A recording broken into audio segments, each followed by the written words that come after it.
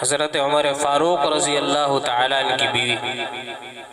حضرت عاتقہ رضی اللہ تعالیٰ عنہ فرماتی ہیں کہ امیر المؤمنین عمر فاروق رضی اللہ تعالیٰ عنہ جب رات میں اپنے بستر پر آرام کے لیے لیٹتے تو کروٹیں بدلتے رہتے، پریشان حال رہتے۔ ایک دن میں نے پوچھا امیر المؤمنین کیا ہوا، بتائیے تو صحیح ذرا کیا ہوا؟ تو امیر المؤمنین عمر فاروق رضی اللہ تعالیٰ عنہ نے فرمایا عاتقہ مجھے جناب محمد الرسول اللہ صلی اللہ علیہ وسلم کی امت کا امیر بنایا گیا ہے، اور اس امت کے اندر مسکین بھی ہیں، اس امت کے اندر ضعیف بھی ہیں، یتیم بھی ہیں، کمزور بھی ہیں، فقیر بھی ہیں، محتاج بھی ہیں اور مظلوم بھی ہیں۔ کل قیامت کے دن اللہ تبارک و تعالی مجھے کھڑا کرے گا اور پوچھے گا عمر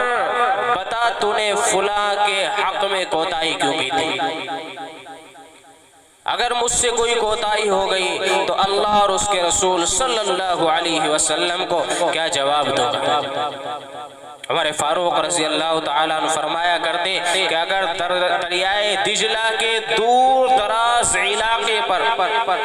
ایک خچر کو راستے میں چلتے ہوئے ٹھوکر لگ جائے اور وہ زخمی ہو جائے تو کل قیامت کے دن مجھے ڈر لگتا ہے کہ اللہ تبارک و تعالیٰ یہ نہ پوچھ لے کہ عمر تیرے دور حکومت میں ایک خچر کو زخم لگا تھا، بتا تو نے اس راستے کو صحیح کیوں نہیں کرایا تھا؟ یہ تھے حضرت عمر فاروق رضی اللہ تعالیٰ جو 22 لاکھ مربع میل